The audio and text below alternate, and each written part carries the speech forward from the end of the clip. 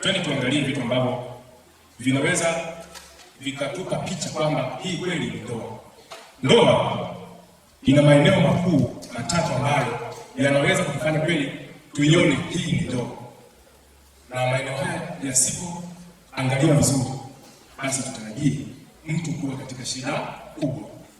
Na hivi itakuwa mashahidi wale ambao mpo hapa ni wazee wangu, mpo kwenye ndoa, lakini pia wapo ambao ni vijana, mpo kwenye ndoa, na wale ambao hamjaingia kwenye ndoa lakini mnazo salamu kwa majirani, ndugu, jamaa na rafiki.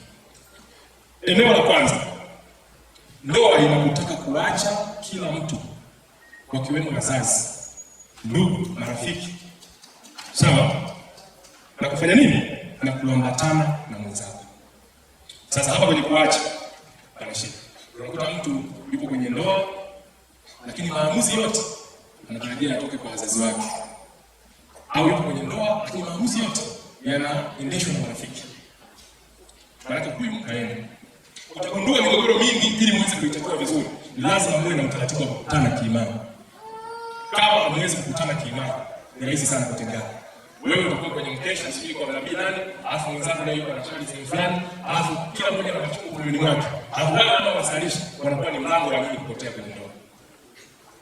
Kwani hamjawahi kusikia kuna watu wanakuwa sometimes na mtumishi wa Mungu, lakini wanatumia udhaifu wa mke au mume, jinsi anavyojieleza sababu ya changamoto zake zinazomkabili kwenye ndoa yake, wanamharibia kwa sababu ni uongo.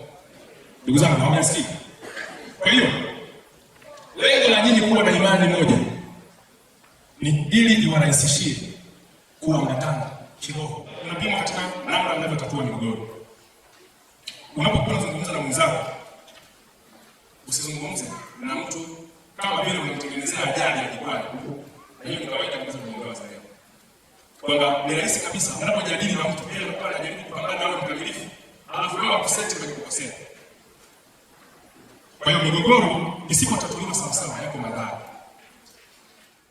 Hata kwa siku tatu ningepitia mambo mengi sana, kwa sababu kwenye ndoa ya ndoa ndipo hapo watu wanapokosea. Lakini yote kwa yote, umeingia kwenye ndoa, hata kama uliingia kwa sababu zisizo sahihi, una nafasi ya kurekebisha, kwa kuwa umeweza kufahamu haya mambo machache, basi yakusaidie kuhakikisha kwamba unaigeuza ndoa yako kuwa paradiso na unaigeuza ndoa yako kuwa sehemu kama shauri na hekima. Sawa ndugu zangu? Na wacha neno moja kwamba subira ni nini?